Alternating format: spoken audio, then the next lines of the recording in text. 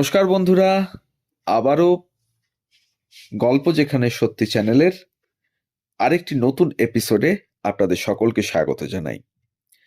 গতকাল ঠিক যেখানে শেষ করেছিলাম, কাবেরী বসুর প্রথম পর্ব, তার পারিবারিক জীবনের গল্প, কিভাবে তিনি সিনেমা ছেড়ে বিভিন্ন কাজকর্মের সাথে যুক্ত হয়ে পড়লেন আফটার হার ম্যারেজ, সেই সমস্ত গল্পই আপনাদের সামনে তুলে ধরেছিলাম। আজকে কাবেরী বসুরই আরো কিছু নতুন তথ্য আপনাদের এই এপিসোডে আমরা উপহার দিতে চলেছি। শহর স্বজন ছেড়ে বাইরে বাইরে ঘোরা আর পোষাচ্ছিল না অজিতবাবুর। ফের চাকরি পাল্টে 1968 সালে চলে এলেন কলকাতায়। রাসবিহারী অ্যাভিনিউ আর শরৎ বোস রোডের, মানে তখনও সেটা ল্যান্সডাউন রোড, এর মোড়েই থাকতেন অজিতবাবুর ছোট বোন, অভিনেত্রী ললিতা চট্টোপাধ্যায়। সেখানেই বাঁধা হলো বাসা। হৈ হৈ করে দিন কাটছিল। সপ্তাহান্তে আড্ডা, নাচ, গান, হৈ হুল্লোড় সবই চলছিল। মাঝে মাঝে উত্তম সুপ্রিয়া দেবীও হাসতেন, শ্যামল মিত্রও আসতেন এবং এসে হারমোনিয়াম বাজিয়ে গানও ধরতেন। মাঝে মাঝে তার সঙ্গে সঙ্গত দিতেন উত্তমও। কোনোদিন বা ললিতা পিয়ানো বাজাচ্ছেন, অমলা শঙ্কর গাইছেন, কাবেরী আবার নাচছেন। সুনীল গঙ্গোপাধ্যায়ের উপন্যাস নিয়ে ছবি করছেন সত্যজিৎ রায়। তার কাছ থেকে প্রস্তাব এলো অভিনয়ের। বেশিরভাগ শুটিং পলামৌর জঙ্গলে। 3 ছেলে মেয়েকে রেখে কাবেরী যান কি করে? অজিতবাবু বললেন, মানিকদা এত করে বলছেন, করেই ফেলো। ছেলে মেয়ে আমি সামলে নেব। পাক্কা 12 বছর পরে ক্যামেরার সামনে ফেরা। রাইকমল বা শ্যামলীর সেই চিপচিপে মেয়েটি আর নেই। অরণ্যের দিনরাত্রি মুক্তি পেল 1970 সালের 16ই জানুয়ারি। ছবির প্রিমিয়ারে 12 বছরের টুপসিকে নিয়ে গিয়েছিলেন কাবেরী। ছবি দেখে সে হতাশ। আচ্ছা, তার মাকে তিনি প্রশ্ন করলেন, কিছুই তো অ্যাক্টিং দেখলাম না মা, তুমি তো এরকমই। সত্যজিৎ রায় বলেছিলেন, দেখো, মেয়ের কাছ থেকে সব থেকে বড় কমপ্লিমেন্টটা তুমি পেয়ে গেলে, যে দেখে অ্যাক্টিং বলে মনেই হচ্ছে না। এই ছিলেন সত্যজিৎ রায় এবং এই ছিলেন কাবেরী বসু। তারপর দেখতে দেখতে জুন। পূর্ণিমা বলেন, সেবার দার্জিলিং গিয়েছিলাম ছুটি কাটাতে। আমরাই কাবেরীদির ফোন করে বলি, চলে এসো, দারুণ ওয়েদার। সকলেরই যাওয়ার কথা, কিন্তু মাদ্রাজের পড়শি আন্টি ডেকেছেন টুপসি টুম্বুরকে। আর অজিত দমদম থেকে তাদের ফ্রেন্ডশিপ প্লেনে তুলে দিলেন। ফেরার সময় আন্টি আবার তুলে দেবেন এবং কাবেরীরা একই সময়ে বাগডোগরা থেকে উড়ে আসবেন দমদমে। এই রইল কথা। পূর্ণিমা বলেন, কয়েকটা দিন খুব মজায় কেটেছিল দার্জিলিংয়ে। আমরা আগে নেমে যাই, ওরা আর কটা দিন কাটিয়ে আসবে। পরিচিত এক জ্যোতিষী কাবেরীকে বলেছিলেন উঁচুতে ফাঁড়া। ফরিদাবাদে থাকার সময় উইকেন্ডে দিল্লি ড্রাইভ ছিল বাঁধা। সেকালে কুতুব মিনারেও উঠতে দেওয়া হতো। বাকিরা উঠলেও কাবেরী কিন্তু কখনো ওঠেননি। দার্জিলিং পাহাড়ও যে উঁচু তা বুঝি তার মাথায় আসেনি।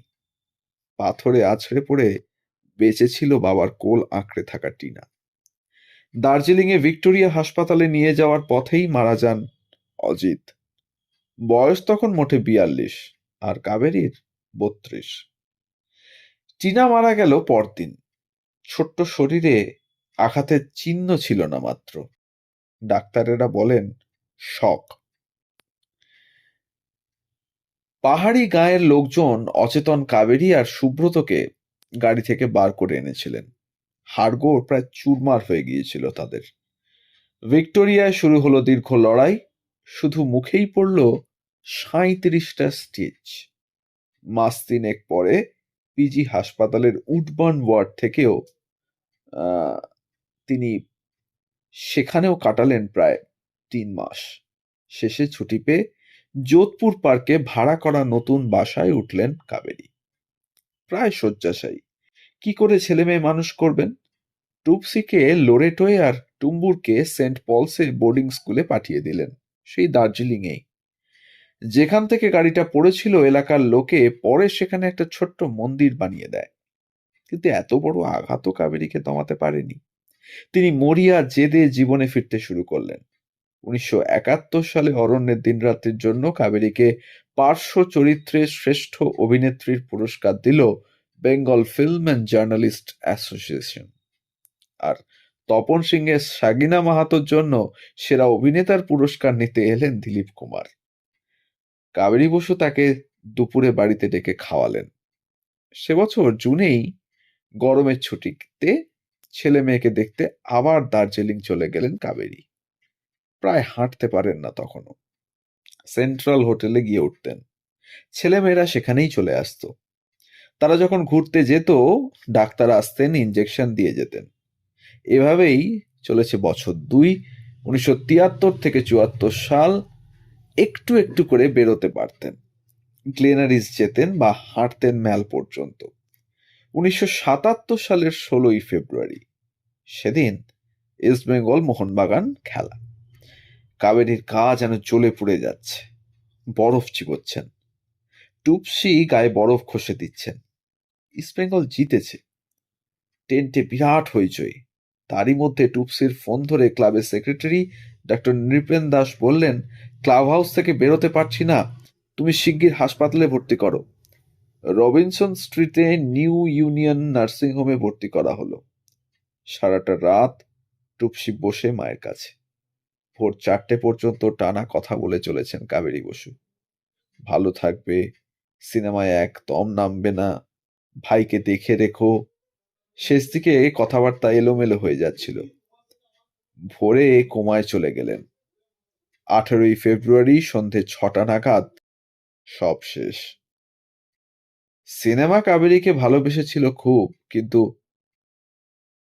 সিনেমা কাবেরীর একদম সয়নি, একথা বলাই যায়। এই ছিল এক উদীয়মান এবং প্রথিতযশা চলচ্চিত্র শিল্পীর ছোট্ট জীবন কাহিনী। আমরা দুটি পর্বে আপনাদের সামনে তুলে ধরলাম কাবেরী বসুকে। যতটা ইনফরমেশন আমরা জোগাড় করতে পেরেছিলাম পুরোটাই আপনাদের সাথে শেয়ার করলাম। আবারও মনে করিয়ে দিই, যদি আমাদের চ্যানেলে নতুন হন তাহলে অবশ্যই চ্যানেলটিকে একটু সাবস্ক্রাইব করে পাশে থাকবেন, আর বেল আইকনটিকে অবশ্যই প্রেস করে নেবেন যাতে পরবর্তী গল্প খুব তাড়াতাড়ি আপনাদের কাছে পৌঁছে যায় তার জন্য। যদি এই গল্পটি আপনি প্রথম শুনছেন আমাদের, তাহলে প্লে লিস্ট থেকে আমাদের পরবর্তী গল্পগুলো আপনারা বা আমাদের আগের গল্পগুলো একই সাথে আপনারা শুনে নিতে পারেন।